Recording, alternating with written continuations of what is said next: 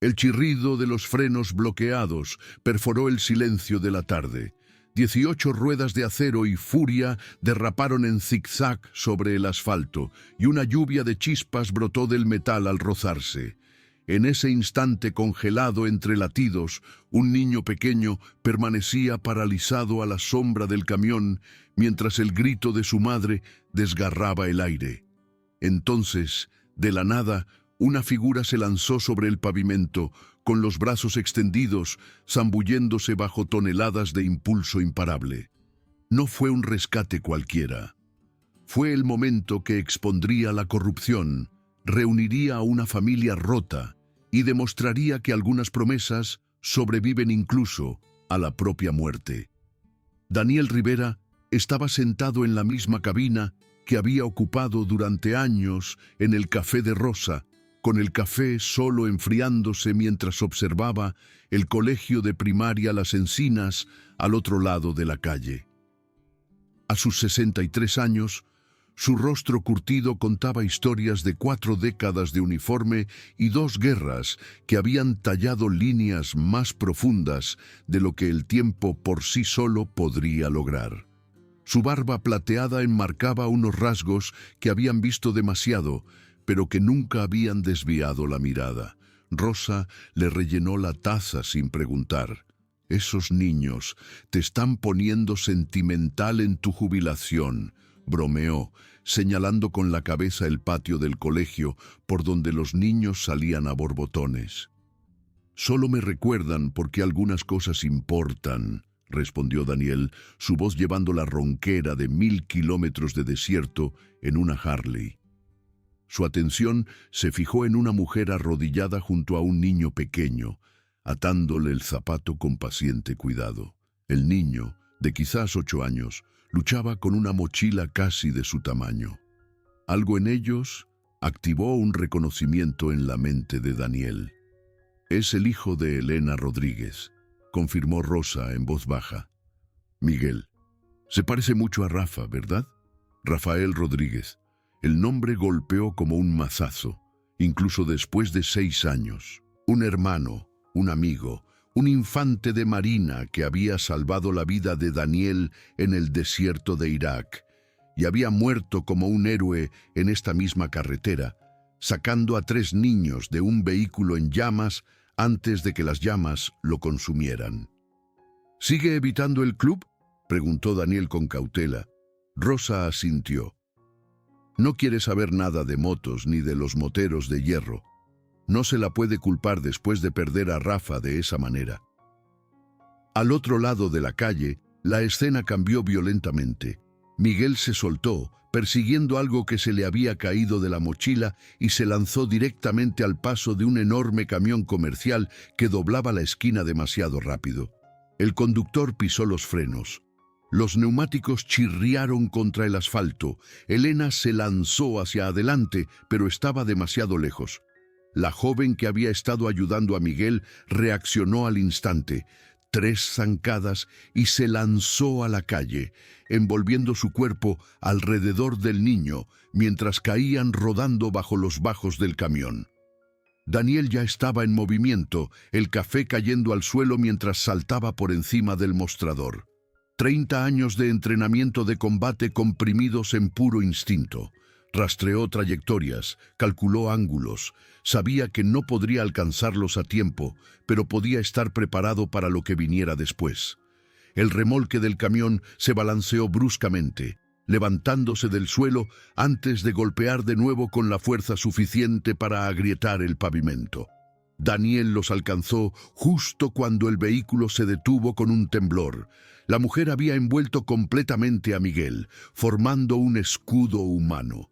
Tenía los ojos fuertemente cerrados, la respiración controlada a pesar del trauma. «Señora», dijo Daniel con firmeza, «necesito que me mire y me diga si puede moverse». Sus ojos se abrieron, nítidos y concentrados. «Revise al niño primero». Daniel la ayudó a hacerse a un lado, revelando a Miguel, aterrorizado pero en movimiento. «Hola, soldado», dijo con calma, evaluando las lesiones. «Eso fue un esquive impresionante. ¿Puedes mover los dedos de los pies? El niño obedeció. No había daño espinal. Daniel exhaló un alivio que no había sabido que contenía. «Soy Daniel. ¿Cómo te llamas, compañero?» «Miguel», tartamudeó el niño. «Lo estás haciendo genial, Miguel. Tu madre está casi aquí. Quédate quieto para mí». Elena los alcanzó, desplomándose junto a su hijo con un grito de puro terror y alivio maternal. Abrazó a Miguel con fuerza, sus manos revisando frenéticamente si tenía lesiones. Daniel se volvió hacia la mujer, que ahora estaba sentada y hacía una mueca al rotar el hombro. Abrasiones por el asfalto marcaban su antebrazo, pero por lo demás parecía notablemente ilesa. «Eso fue o lo más valiente o lo más loco que he visto», le dijo. «¿Es usted militar?» Ella negó con la cabeza, sonriendo a pesar del dolor. «No, pero mi padre sí lo era. Sanitario de la Armada. Soy enfermera de traumatología en el Hospital Provincial. Julia Bernal. Daniel Rivera. Su padre le enseñó bien». Una multitud se reunió, con los teléfonos en alto. Daniel frunció el ceño ante los buitres digitales. «¡Atrás!», ordenó, su voz con absoluta autoridad. «Denles espacio». La multitud obedeció, retrocediendo mientras Daniel evaluaba al conductor del camión, un hombre de mediana edad que salía de su cabina tropezando, con el rostro pálido. «¿Está herido?», preguntó Daniel. «No, señor. El niño simplemente apareció. No pude parar a tiempo». Daniel revisó el vehículo en busca de fugas de combustible o riesgos de incendio, no encontrando ninguno. Dirigió a los transeúntes para que controlaran el tráfico hasta que llegara la policía. Luego creó una zona de protección alrededor de Elena, Miguel y Julia, mientras las sirenas aullaban a lo lejos. El capitán Benjamín Navarro salió del primer coche patrulla.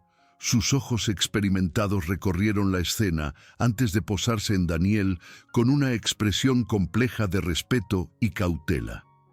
«Rivera», reconoció. «Debería haber sabido que usted estaría implicado. Simplemente pasaba por la calle de enfrente», respondió Daniel con calma. La expresión de Navarro se suavizó al acercarse a Elena.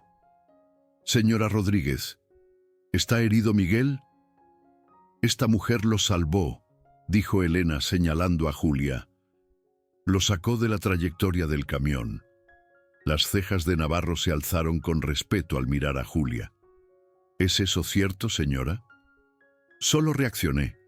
El camión no podía parar. Mientras los paramédicos llegaban para evaluar a Miguel y Julia, aparecieron 2 moteros de hierro más, Pedro Gil, su sanitario, y Tomás Martínez, ambos veteranos de Vietnam que se movían con una tranquila confianza a pesar de su edad. «Vi el vídeo», dijo Pedro a Daniel. «Es el hijo de Rafa, ¿verdad?» Daniel asintió con gravedad, sabiendo que la noticia se extendería rápidamente por la red de los moteros de hierro. Más coches patrulla llegaron y con ellos Daniel notó a 2 hombres con trajes caros, uno de los cuales reconoció por las noticias como Guillermo Ríos, el fiscal provincial con ambiciones políticas. La escena se volvió cada vez más oficial y tensa. Navarro tomó declaraciones mientras Ríos observaba con interés calculador. Daniel escuchó lo suficiente para entender que Ríos estaba presionando para que se presentaran cargos por poner en peligro a un menor contra Elena, supuestamente como parte de su plataforma de mano dura contra el crimen. Lo que Daniel aún no sabía era que Ríos tenía intereses económicos sustanciales en un proyecto urbanístico que requería el edificio de apartamentos de Elena, propiedad de una anciana casera que se negaba a vender. El accidente era una oportunidad que Ríos pretendía explotar. Mientras los paramédicos recomendaban una evaluación hospitalaria para Miguel y Julia, el teléfono de Daniel vibró. Un mensaje de texto de su especialista en inteligencia. «Encontré algo sobre Ríos, algo gordo. Necesito hablar cuanto antes». Daniel tomó una decisión. Llamó a Víctor Roca, un exabogado militar ahora en ejercicio privado. «Vic, Soy Daniel. Necesito que representes a Elena Rodríguez y a su hijo, la familia de Rafa. Después de explicar la situación, Vic aceptó de inmediato. Diles que no digan nada hasta que yo llegue. Cuando Daniel informó a Elena que la representación legal estaba en camino, su expresión pasó de la cautela a una gratitud a regañadientes. Ahora lo reconocía. Podía ver la conexión con el club de la que había intentado escapar durante 6 años. ¿Por qué hace esto?, preguntó en voz baja. Porque Rafa era mi hermano, respondió Daniel simplemente. Y le hicimos una promesa. Más moteros de hierro llegaron a medida que la situación se desarrollaba. Al anochecer se reveló el panorama completo. Ríos no era solo un fiscal, sino un inversor principal en Promociones Mirador del Desierto a través de sociedades pantalla. Había estado presionando a la casera, Marta Collado, para que vendiera su edificio donde vivía Elena. Las infracciones del código urbanístico aparecían misteriosamente. Las inspecciones ocurrían en momentos sospechosos. La presión era sistemática y deliberada. Ríos vio el accidente de Miguel como la oportunidad perfecta. Si Elena enfrentaba cargos, incluso infundados, los servicios de protección de menores podrían intervenir. Elena podría perder la custodia temporalmente y ciertamente necesitaría mudarse. Marta perdería una inquilina comprensiva que reforzaba su caso para conservar el edificio. Cuando Daniel se enteró de esto por los documentos proporcionados por el capitán Navarro en una reunión privada en un mirador a las afueras del pueblo, comprendió la profundidad de la corrupción a la que se enfrentaban. Navarro, arriesgando su pensión y su carrera, había elegido la conciencia sobre la conveniencia. «Yo no puedo luchar contra esto desde dentro del sistema», le dijo a Daniel, «pero usted sí puede hacerlo desde fuera». Daniel convocó a todos los capítulos de los moteros de hierro en un radio de 200 kilómetros. Al amanecer, más de 170 motocicletas se reunieron en el antiguo autocine a las afueras de Las Encinas. A la mañana siguiente, 30 moteros formaron una guardia de honor para escoltar a Elena y Miguel a la comisaría para la declaración de Miguel. El niño cabalgó con Pedro, llevando un casco decorado con dinosaurios, su rostro iluminado por la emoción en lugar del miedo. En la comisaría, Ríos intentó controlar la narrativa, pero Víctor Roca estaba preparado. Con el testimonio de Julia como testigo presencial, las pruebas de vídeo desde múltiples ángulos y la clara declaración de Miguel de que simplemente había corrido tras un juguete que se le había caído, la declaración demolió cualquier argumento de negligencia.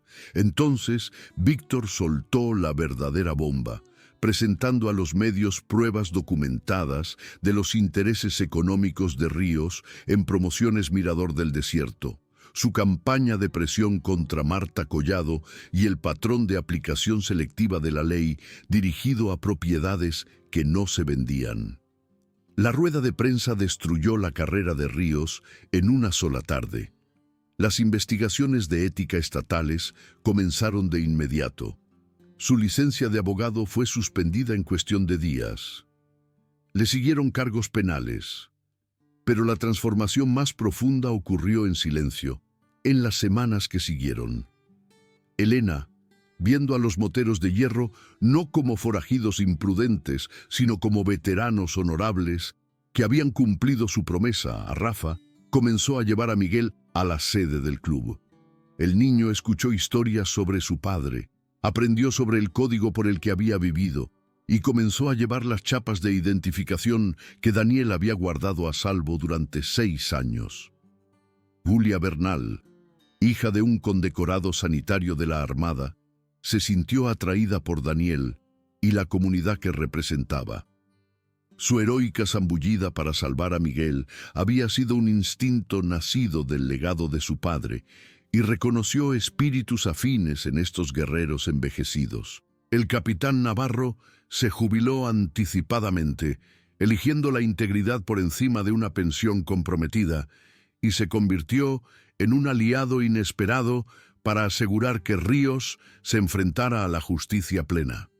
Marta Collado, la casera que se había resistido a la presión urbanística, testificó ante el Comité de Ética Estatal. Su honestidad directa fue devastadora para la defensa de Ríos. 3 meses después, en la reunión anual de verano de los moteros de hierro, Daniel observó a Miguel correr por el césped con un chaleco en miniatura con Rodríguez, bordado en la espalda, las chapas de identificación de Rafa brillando contra su pecho. Elena estaba junto a Daniel, observando a su hijo con una paz que no había sentido en años. Creí que lo estaba protegiendo, manteniéndolo alejado, dijo. Pero lo estaba alejando de conocer a su padre. Hacías lo que creías correcto, le aseguró Daniel. Rafa lo habría entendido. La transformación se completó cuando Miguel le pidió a Pedro que le enseñara mecánica de motos, diciendo que su padre habría querido que supiera. Mientras el sol se ponía sobre los terrenos de la sede del club, Daniel reunió a todos. Los moteros de hierro, Elena y Miguel, Julia, Marta y Navarro, una familia insólita forjada en la crisis. Hace 6 años, comenzó Daniel, le hicimos una promesa a nuestro hermano Rafael Rodríguez. Prometimos cuidar de su familia si alguna vez nos necesitaban. Esta noche esa promesa se ha cumplido, pero la historia no ha hecho más que empezar. Miguel dio un paso al frente, pequeño pero seguro, y pronunció las palabras que Daniel le había ayudado a preparar. No conocía a mi padre, pero ahora sé lo que representaba. Gracias por ayudarme a comprenderlo. Mientras estallaban los aplausos, los moteros se acercaron a Miguel, cada uno colocando una mano en su hombro en señal de aceptación, protección, familia. La mano de Julia se deslizó en la de Daniel mientras observaban. Juntos sabían que vendrían desafíos, pero los enfrentarían unidos. La promesa se mantuvo, el legado continuó, y bajo las estrellas del desierto, con los motores en silencio y los corazones llenos, el honor había prevalecido contra la corrupción, la lealtad contra la codicia, la verdad contra el poder. El camino se extendía infinitamente, esperando ser recorrido con coraje, convicción y los lazos inquebrantables de verdadera hermandad.